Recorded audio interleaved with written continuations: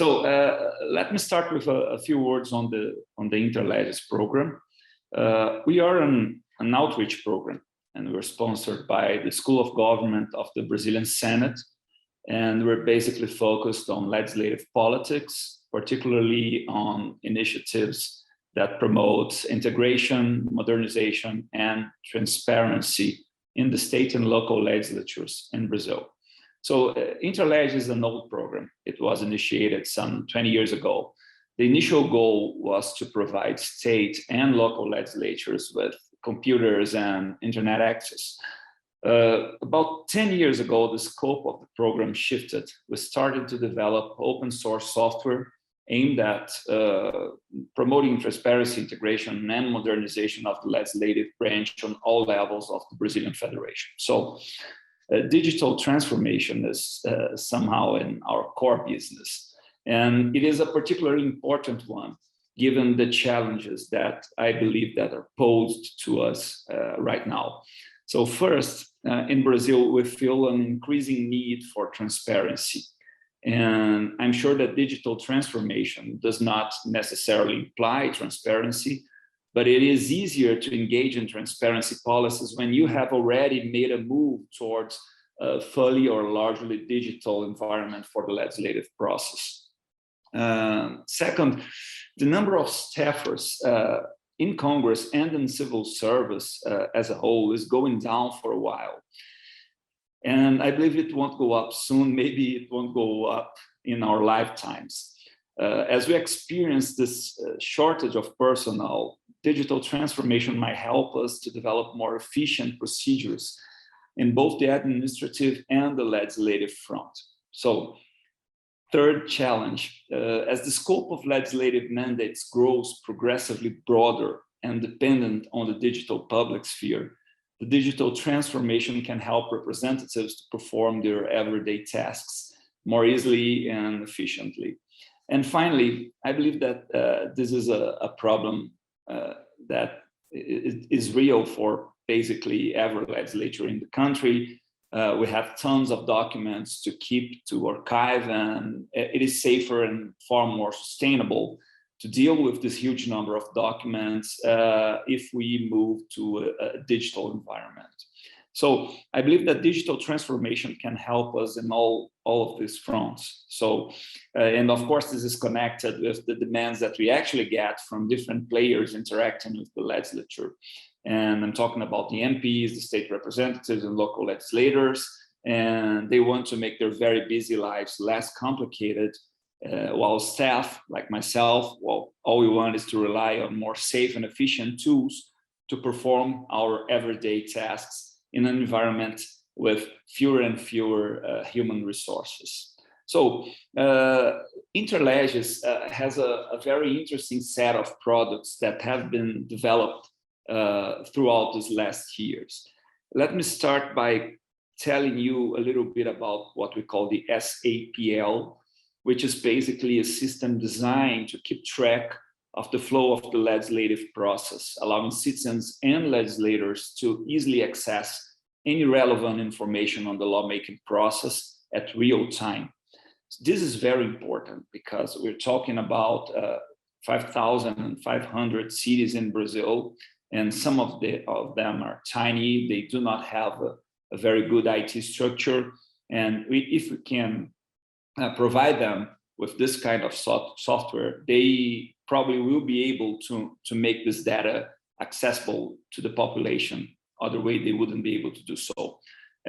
We also offer a customizable website, which allows legislatures to share basic information on their standing rules, legislators in office, legislative schedule, committees, legislation passed, and so on.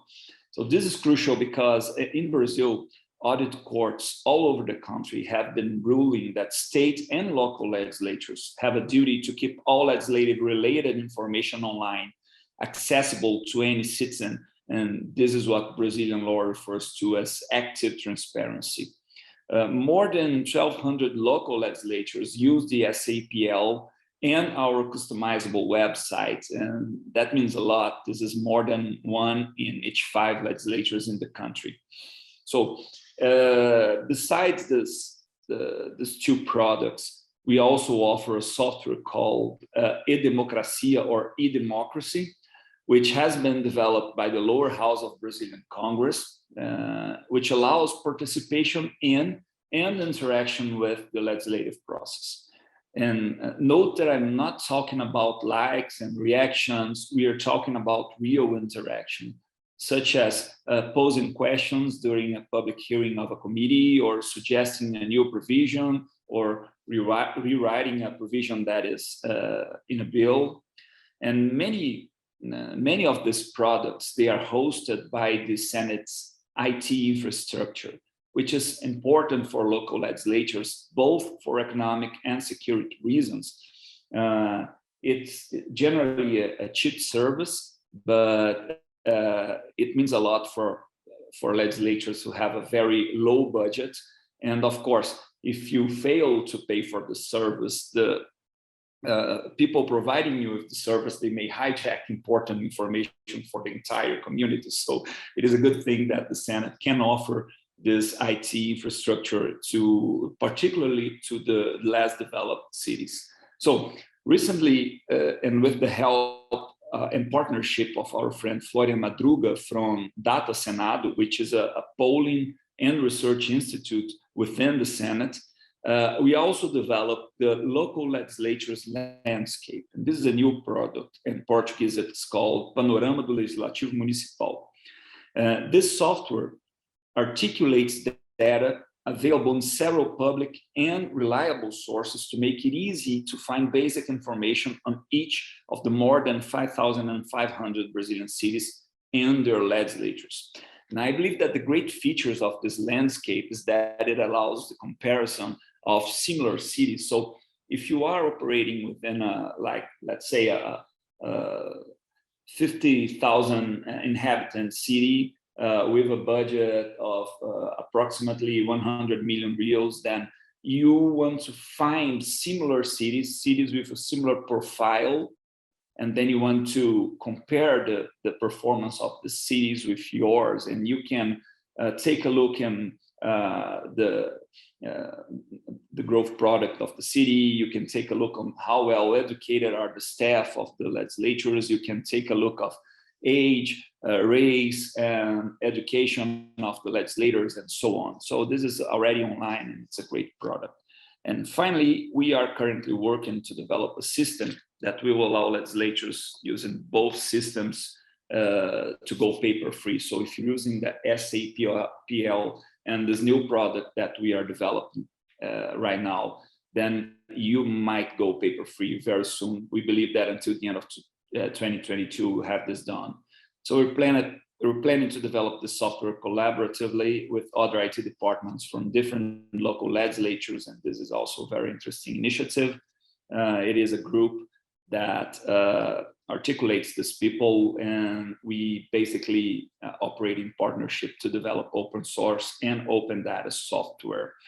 And I'm heading to the end here, but we've gone a long way in Interlegis when it comes to digital transformation, but I believe that the main challenge for us right now is the fact that we might have to rethink the model for running IT policies and solutions in the civil service in Brazil as a whole.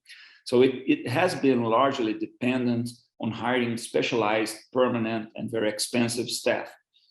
But the huge demand that we have to accommodate these days and the shortage of staff in the civil service is showing that this model might have reached its limits. So we are turning to different alternatives, including these partnerships, and we are committed to keep developing this open source and open data software aimed at promoting the advancement of the legislative branch. And just as a final note, Luis might asked me to speak a little bit about our view for the future of legislative power in general. And thinking about Interlegis, I can only say that in digital transformation, which is, of course, our goal, our primary goal, we must not allow this digital transformation process to become a process aimed at substituting legislative deliberation on representative democracy for some kind of uninformed direct democracy based on likes and simple instantaneous reactions. We need to stimulate participatory democracy, meaning relevant and meaningful interactions between the civil society, especially organized institutions, and the legislative debate within Congress, states, and local legislatures. We must believe that those different poles, that is a public opinion formation on one side and institutional formalized deliberation on the other, they can enlighten and improve each other. Thank you very much.